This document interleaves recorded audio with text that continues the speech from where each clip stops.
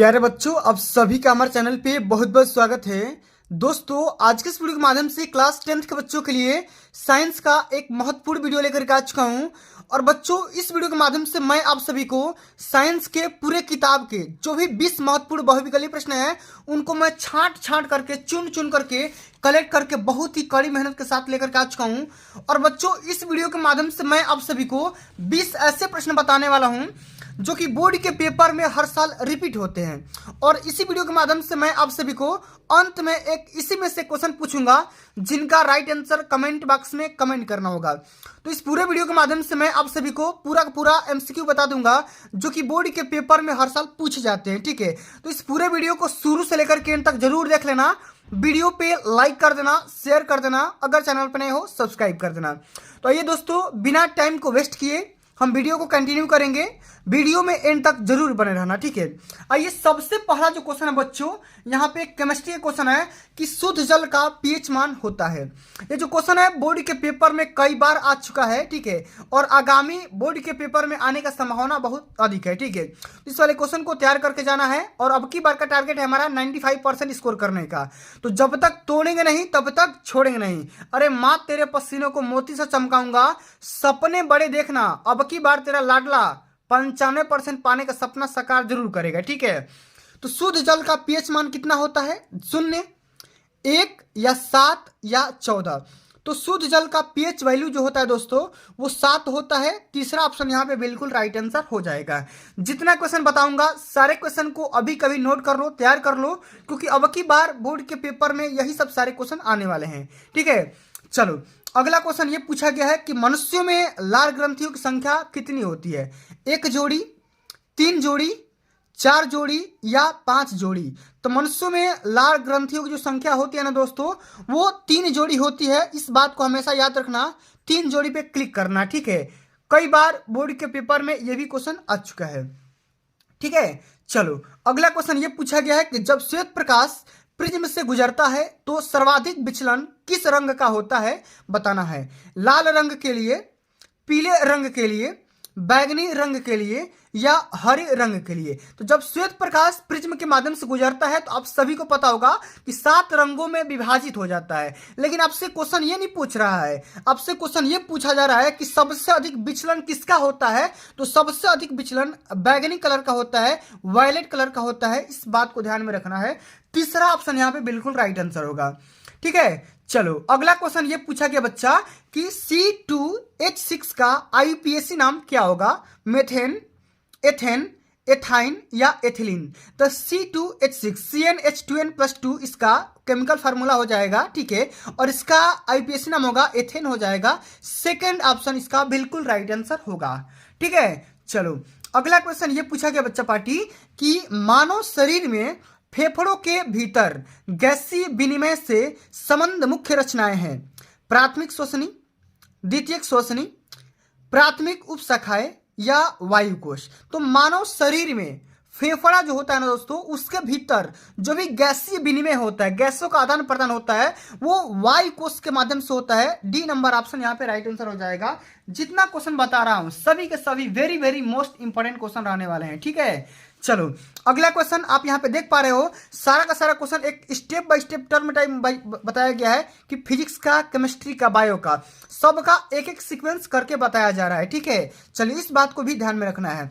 प्रतिरोध का मात्रा क्या होता है? ठीक है, प्रतिरोध का मात्रा क्या होता है ये बताना है। ठीक है, ओम का मात्रक, ठीक है, ओम होता है कि ओम प्रति सेमी होता है, क्या ओम इंटू सेंटीमीटर होता है या वोल्ट होता है? तो प्रतिरोध का मात्रक ओम हो जाता है। ठीक है, रेजिस्टेंस का मात्रक क्या होता है? ओम होता है। इस बात को ध्यान में रखना है। ठीक है, चलिए अगला क्वेश्चन ये पूछा गया बच्चा कि होम्योस्टैसिस, होम्योस्टैसिस शब्द किसने दिया था? ठीक है, बताना है। डार्विन ने या फ्लेमिंग ने या कैनन ने या वाटसन ने? ठीक है, तो होम्योस्टैटिस जो शब्द था दोस्तों उसको कैनन के द्वारा दिया गया था। तीसरा ऑप्शन यहाँ पे राइट आंसर हो जाएगा।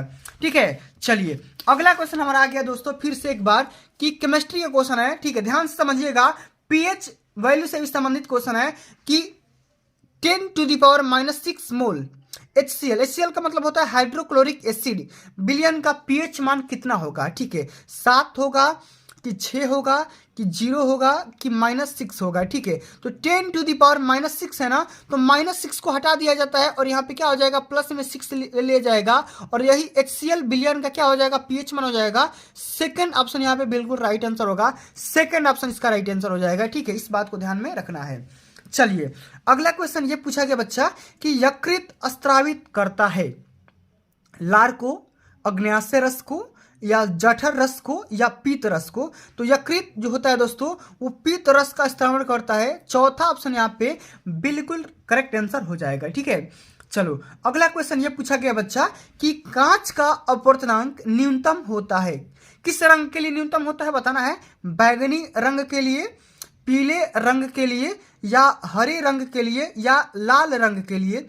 तो कांच का जो अपवर्तनांक होता है ना दोस्तों, एन के जो मान होता है सबसे कम लाल रंग के लिए हो जाएगा। चौथा ऑप्शन यहाँ पे राइट आंसर होगा। ठीक है, चौथा ऑप्शन यहाँ पे राइट आंसर होगा, इस बात को ध्यान में रखना।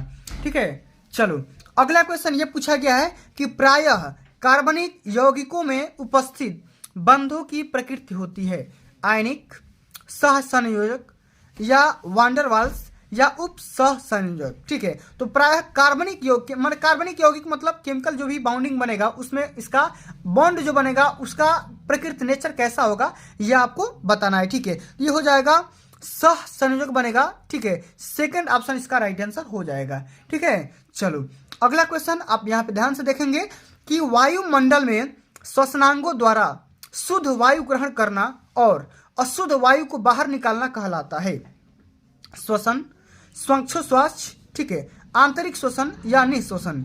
ठीक है, तो हम वायुमंडल में श्वसनांग माने नाक के माध्यम से शुद्ध हवा को अपने अंदर लेते हैं और अशुद्ध हवा को बाहर निकाल देते हैं, इसको हम श्वासोच्छ्वास कहते हैं। ठीक है, ऑप्शन नंबर यहाँ पे सेकंड राइट आंसर होगा। ठीक है, सेकंड ऑप्शन बिल्कुल करेक्ट आंसर हो जाएगा। ठीक है, चलो अगला क्वेश्चन ये पूछा गया है कि यदि एक कांच की छड़ को रेशम के कपड़े पर रगड़ा जाता है तो कांच की छड़ पर आवेश आ जाता है। ठीक है, यदि आप कांच की छड़ को, कोई भी आप कांच का राड लेंगे, ठीक है, और उस कांच के राड को जब रेशम के कपड़े से रगड़ेंगे ना तो वो चार्ज हो जाएगा। ठीक है, और उस पर किस प्रकार का चार्ज आएगा यही आपको बताना है। ऋण आवेश, या धन आवेश, या अपवर्तित रहेगा माने कोई चेंज नहीं होगा, या आवेश रहित हो जाएगा। ठीक है, तो उस पर धन आवेश आ जाएगा। सेकंड ऑप्शन इसका भी राइट आंसर हो जाएगा। ठीक है, चलो अगला क्वेश्चन ये पूछा गया बच्चा कि स्वपोषी पोषण के लिए आवश्यक होता है। स्वपोषी पोषण मतलब ऐसे माने जीव जंतु जो अपना पोषण, अपना भोजन स्वयं तैयार करते हैं, स्वयं बनाते हैं। कार्बन डाइऑक्साइड तथा जल, क्लोरोफिल, या सूर्य का प्रकाश, या ये सभी। तो स्वपोषी पोषण के लिए ये तमाम चीजें आवश्यक होनी चाहिए, क्योंकि कार्बन डाइऑक्साइड और जल ये भी मिलना चाहिए, क्लोरोफिल भी मिलना चाहिए, सूर्य की रोशनी यानी प्रकाश भी मिलना चाहिए, तब जाकर के कोई भी पेड़ पौधा या जीव जंतु अपना भोजन तुरंत बना लेगा। ठीक है, तो चारों के चार ऑप्शन यहाँ पे क्या हो जाएंगे, करेक्ट आंसर हो जाएंगे। ठीक है, इस बात को ध्यान में रखना है। चलिए अब अगला क्वेश्चन हमारा आ गया, केमिस्ट्री का ही क्वेश्चन है कि सल्फ्यूरिक अम्ल में अम्लीय हाइड्रोजन परमाणु की संख्या कितनी होती है ये आपको बताना है। सल्फ्यूरिक अम्ल का केमिकल फार्मूला क्या होता है, HCl होता है। ठीक है, हाइड्रोक्लोरिक एसिड। ठीक है, यहाँ पे ध्यान में रखिएगा, सॉरी यहाँ पे H2SO4 हो जाएगा ना, H2SO4 हो जाएगा। इसमें हाइड्रोजन परमाणु की संख्या क्या होती है यहाँ पे देखिएगा। ठीक है, यहाँ पे देखो H2SO4 होता है। ठीक है, इसमें हाइड्रोजन परमाणु की संख्या बोल रहा है। ठीक है, तो H2 इसमें कितना है, H2 मतलब हाइड्रोजन परमाणु की संख्या है, ये 2 क्या बता रहा है, इसकी परमाणु की संख्या, यानी हाइड्रोजन कितना बार इसमें इस्तेमाल किया गया है, यही इसका परमाणु की संख्या हो जाएगा 2। ठीक है, तो क्या हो जाएगा इसमें 2 इसका राइट आंसर हो जाएगा। ठीक है, चलिए अब अगला हमारा क्वेश्चन ये पूछा गया है कि आहार नाल के पेशी संकुचन को क्या कहते हैं, पाचन, क्रमाकुंचन, परिसंचरण, या अवशोषण। तो आहार नाल के पेशीय संकुचन को हम क्रमाकुंचन बोलेंगे। सेकंड ऑप्शन हमारा बिल्कुल करेक्ट आंसर हो जाएगा।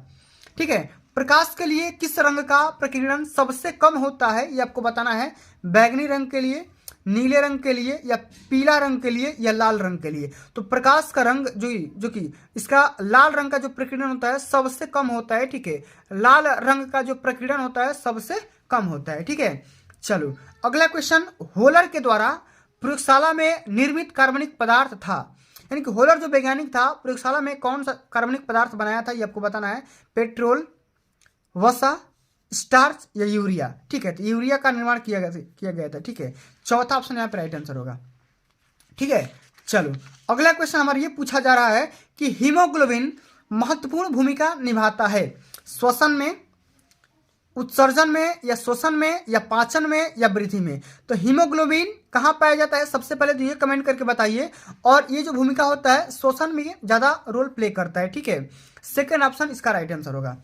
अगला क्वेश्चन हमारा ये पूछा जा रहा है कि 1 मिली एम्पियर तुल्य होता है। 1 मिली एम्पियर में कितना एम्पियर होता है ये आपको बताना है।